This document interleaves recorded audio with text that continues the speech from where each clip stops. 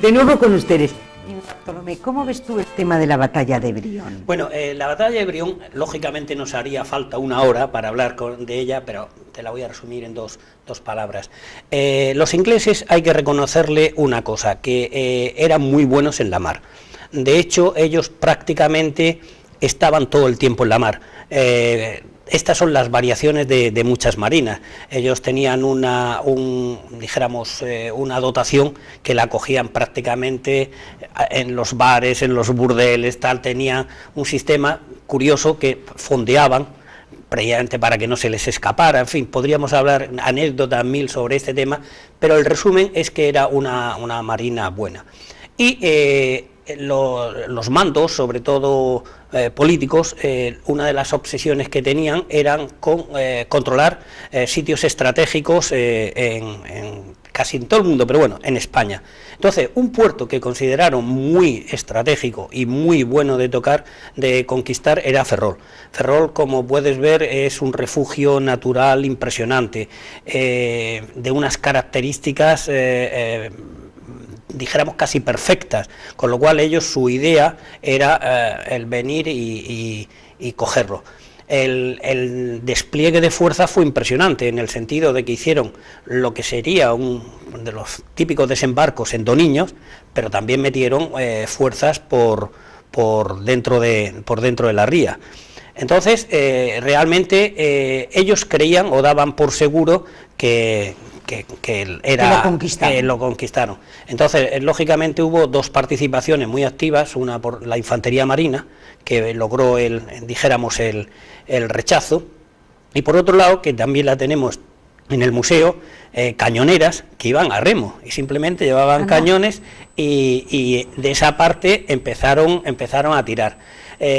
Concretamente, los otros días en la exposición recreamos algunas dijéramos representaciones, pero de verdad, y entre ellos me hizo mucha gracia porque venía una señora con un uniforme y era que cuando el marido moría cogía el mismo fusil y empezaba a atacar. Entonces, en este sentido, pues lo que fue la zona de Brión, hay unos cuadros que se ven muy bien cómo encima de todo, cuando en su retirada saquearon casi todo lo que podían y demás, pero bueno, se tuvieron que retirar indignamente y nosotros O sea, podríamos decir que fue un momento heroico. Totalmente. O sea, fue una batalla heroica. Totalmente. Donde ahí participaron hombres, mujeres y niños. Y lo que es más curioso, y de ahí el nombre, en 2 días. Todo se resolvió en 2 días. En 2 días. Exacto. Me interesa mucho esto porque siempre, ya te digo, con estos agoreros y pseudo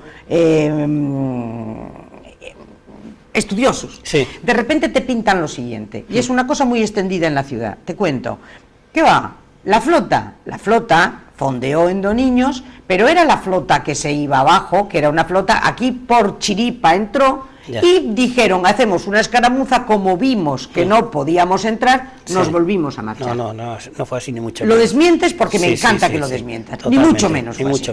Ni mucho menos. Ellos venían a tomar el puerto de Ferrol. Exactamente.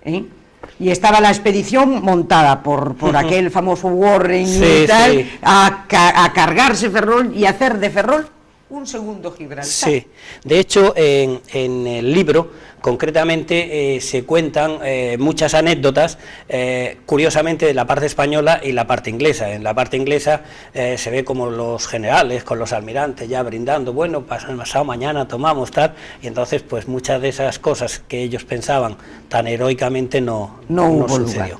Hay quien piensa también que si hubieran sido capaces los ingleses de tomar Ferrol, seguramente a la ciudad, yo si no fuera tan española también diría, oye, pues no nos habría ido mal, porque seríamos un segundo Gibraltar, seguramente en este momento una colonia inglesa muy bien tratada, porque ya Pitt, primer ministro inglés, es cierto que decía, y verdaderamente es cierto, no es leyenda, que si Ferrol fuera un puerto inglés lo rodearía de murallas de plata, por lo que tú has dicho, porque es casi perfecto. Lo que pasa es que tienes que pensar en el valor combativo español, que nosotros hemos estado, por ejemplo, durante la Guerra de la Independencia, parte del norte fue francés, pero lógicamente al poco, o sea, como no tiene otro remedio que suceder, y en este sentido me gusta destacar no solamente la parte militar, sino también la parte civil. Concretamente en Cádiz se habla mucho de las señoras con los tirabuzones y demás, que todo el mundo, cuando ha habido que combatir y defender su patria, o sea, yo creo que aunque se hubiera tomado Ferrol no se hubieran quedado. O sea, no se hubieran quedado. Lo hubiéramos echado. ¿Y es verdad que Napoleón brindó por los heroicos ferrolanos? Eso es muy fácil de ver. Los amigos de, ¿cómo se dice? Los enemigos de mi enemigo son mis amigos. Son mis amigos. Pues claro, lógicamente, durante estas épocas es muy complicada, digo muy complicada, y tendríamos que dedicarle varios tiempos. Por razones políticas, ha habido veces que nuestro aliado ha sido el francés y otras veces ha sido el inglés. Entonces, en el momento en que uno rompe con otro, pues lógicamente sí que se disfruta. Qué pena los pactos de familia aquellos, sí. ¿Verdad? Qué bien nos hubiera venido si nuestro aliado hubiera sido el inglés, por ejemplo, el Trafalgar. Ya.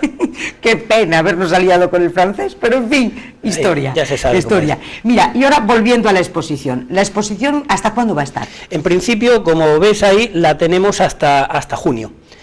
Lo que suele suceder en estos casos es que si la demanda se ve que viene con bastante frecuencia, pues se puede ampliar un poquito.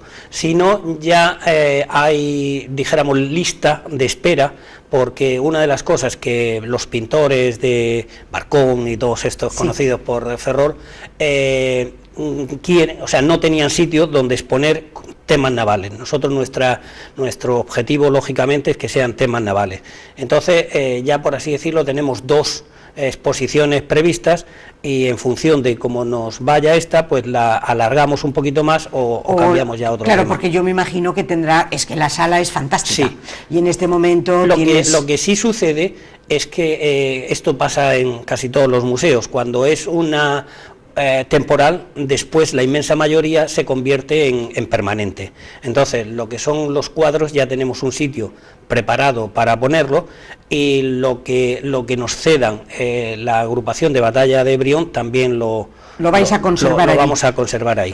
Entonces, en ese sentido, y sobre todo, por ejemplo, una de las cosas que le está gustando mucho a todo el mundo es que la entrada la tenemos con un infante de pero en tamaño normal, con cara así de malo y un cañón. O sea y entonces eso, claro, o no tenemos todavía claro si lo dejamos ahí para que se vea cuando se pasa, o lo ponemos a la entrada principal, pero prácticamente casi todo lo que hay ahora se podrá ver durante el resto del tiempo, pero en otro lugar. ¿Y esta sería la sala estrella en este momento del museo? Esta es la sala que normalmente se denomina de temporales, que es donde, por ejemplo, hasta ahora no podíamos presentar un libro, ni podríamos dar una conferencia sobre el tema. Entonces es la idónea para dar un libro, para presentar un libro, para dar una conferencia, y de ahí ese caso sí que tenemos lo de la puerta, y entonces en esos casos se entraría directamente sin necesidad de pasar por el museo.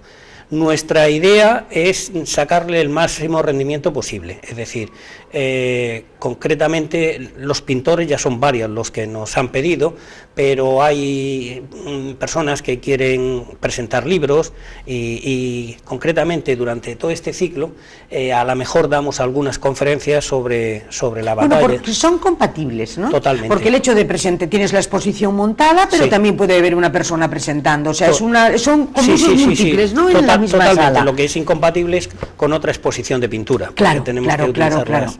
Y en este momento, ¿qué proyectos tienes? Bueno, muchísimos. No me digas, qué gusto. Tenemos muchísimos, lo que pasa es que, lógicamente, pues tiene que ir tal. Mira, una de las ideas nuestras que nos está sirviendo para difundir el museo, pero no era esa, sino lo que te comentábamos, cosas de mar.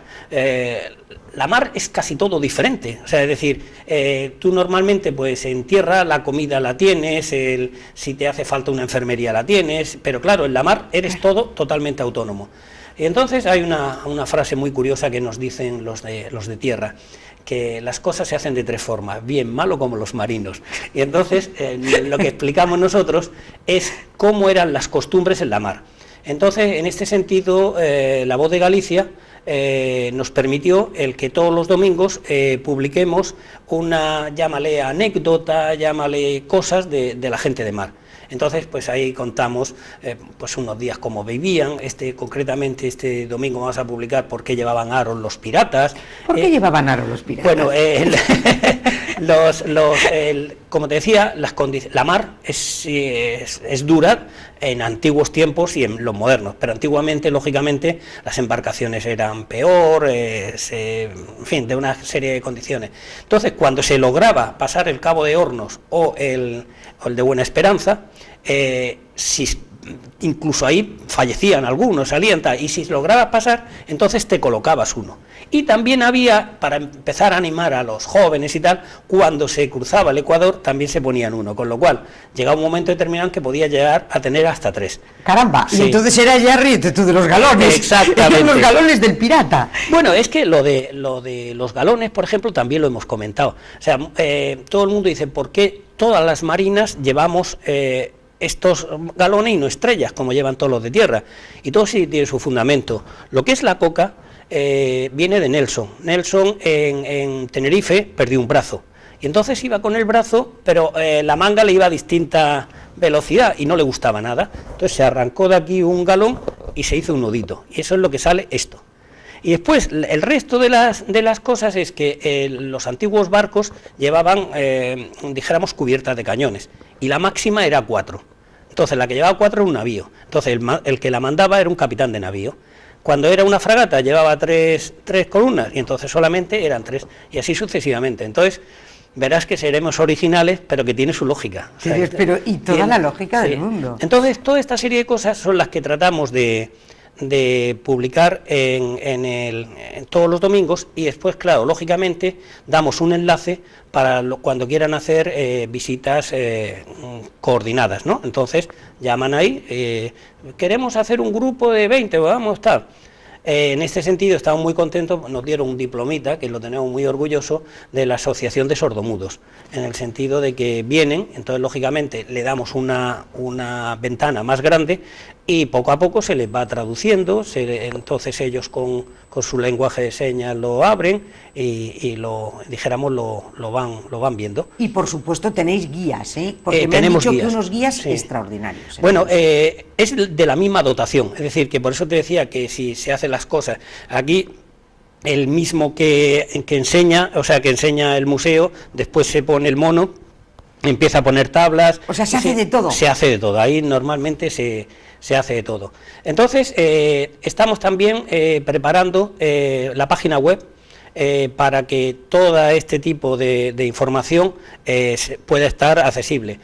Lógicamente, nosotros, al ser una institución militar, pues el tema es un poco más largo porque tenemos que conseguir una serie de autorizaciones y tal, pero ya está casi todo resuelto, con lo cual vamos a tener también nuestra propia web. Entonces, lo que decía, lo del patio de vela, ahí tenemos grandes ilusiones, porque lo que intentamos va a ser que cuando uno entre ahí se vea totalmente en el siglo XVIII. ¡Ah, qué maravilla! Entonces, vamos a jugar también, por ejemplo, con las luces en el galeón de Manila, poner luces muy tenues para que parezca de verdad como un barco. Entonces, siguiendo en esa línea, el otro patio que tenemos libre, ahí es donde queremos concentrar todo el tema de armas submarinas, artillería, calculadores. Toda esta parte, aunque a alguien no sea aficionado a las armas, le suele gustar mucho, porque enseñamos, por ejemplo, cómo se hacía el cálculo de tiro, y era con unas maquinitas grandiosas, con muchas pestañitas, y suelen los visitantes, dijéramos, sorprenderse de esa serie de cosas. Estamos también preparando como un manual que no sea aburrido, pero tal, del museo en general, es decir, donde aparezcan las figuras más prestigiosas con su explicación y demás y tal. O sea que en ese sentido también estamos, dijéramos, haciendo. Y como se suele decir, en la lista la lista la tenemos muy grande, y es ir poco a poco consiguiendo objetivos para ir adecuándolo a como corresponde. En este sentido, si quieres voy a aprovechar el que me pones delante. Yo sé que en Ferrol hay muchas personas que conservan verdaderas joyas. Y que a lo mejor no saben qué hacer con ellas, y desde luego uno de los sitios donde mejor podría estar es en el Museo Naval. Entonces yo les animaría a que todo aquel que quiera donarlo pues lo hiciera, porque siempre es mucho más bonito el ver la obra de un familiar tuyo o algo expuesta en un museo con su nombre y su... Porque es lo que dices, aquí ha habido auténticas, tiene que haber, pero maravillas en las casas de todos, ¿verdad? Y más en Ferrol, porque es un sitio de unas características peculiares donde la gente le gusta guardarlo. Es decir, yo hablo con mis homólogos de Cartagena, Cádiz y tal. También está más difuso, porque si tú miras, por ejemplo, Cádiz, pues hay gente que está en Rota, en San Fernando, y tal, mientras que aquí está casi todo concentrado en Ferrol. Y familias, que sé que concretamente, porque otro problema que hay hoy día es que antiguamente las herencias se iba de casa grande a casa grande, mientras que ahora la gente joven, ¿dónde las mete? Entonces, es una pena muchas veces el que no se pueda exponer, en el sentido de que en algunas cosas, como por ejemplo nuestra colección de anclas, parece ser, y nadie no lo ha discutido, que es la mejor colección de anclas del mundo. Exacto. Entonces, pues eso, o sea, nuestra lógica obsesión es que sea uno de los museos navales mejores del mundo. O sea, y es que yo, tal cual vais, desde luego, es que tenéis, pero con velocidad de crucero, en este momento vais fenomenal. Es que tenemos la suerte, por así decirlo, igual que económicamente, pues otros van mejor, nosotros todo el capital es humano, porque... ¿Cuánta gente tienes trabajando contigo en el...? Bueno, es que el dato no es fijo, porque una de las cosas que suelen suceder es lo que nosotros le llamamos comisiones de servicio. Entonces hay gente que si se pide en comisión de servicio viene 6 meses, después se va, entonces, pero aproximadamente somos unos 15 más o menos 15. Los que estamos, pero muy motivados, es decir, muy motivados en el sentido de que cuando tú propones una idea, ya viene otro y no podríamos hacer esto, y todo eso, lógicamente, se está...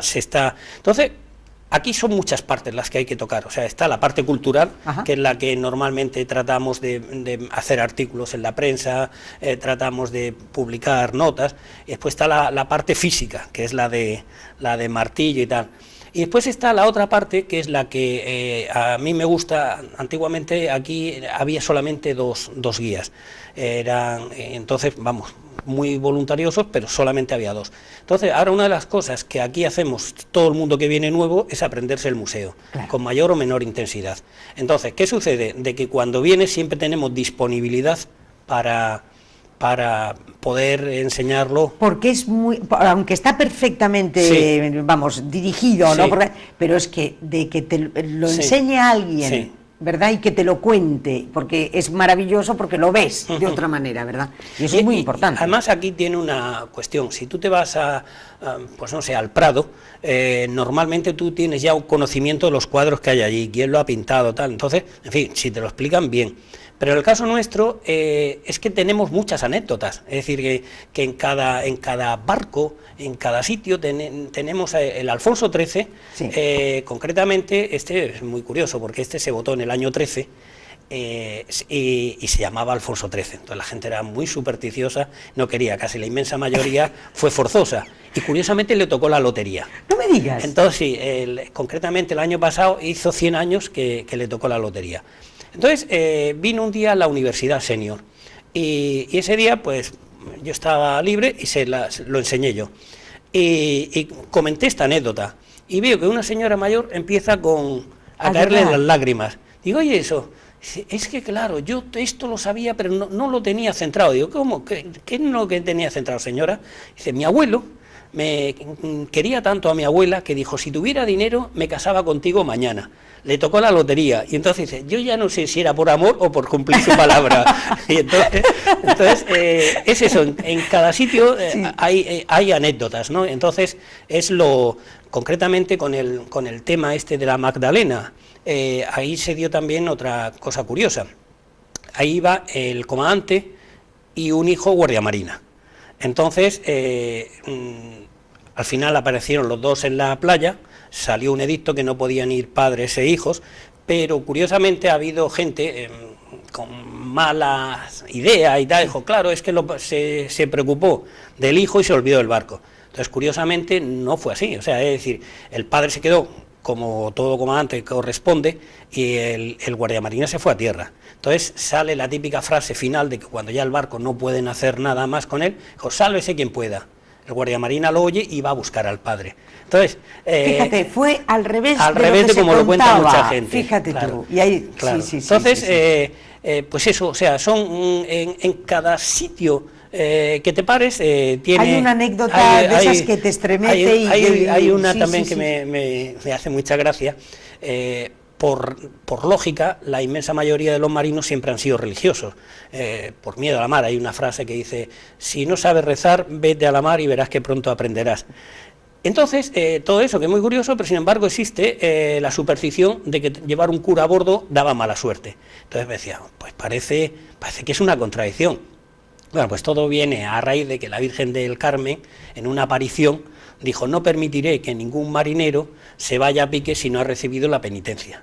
Con lo cual, si no va a cura, ya no... Si no va al cura no hay problema ninguno, está asegurado que van a llegar a puerto. Entonces, por eso te decía de que en el museo, cada vez que das un paso, te puedes contar anécdotas que lógicamente en tierra no... Pero ¿sabes qué pasa, Bartolomé? Que es un museo que, por lo que yo te estoy escuchando, es que es un museo vivo. Sí, totalmente. ¿Qué es lo bonito de un museo? Porque un museo de cosas muertas... No, esto está vivo, porque está en el corazón de todas las personas que lo puedan ver. La señora que llora, el que recuerda a su padre, los galones del primo, no sé, es una cosa muy viva porque es Ferrol, lo que yo decía al principio. Ferrol es la Armada.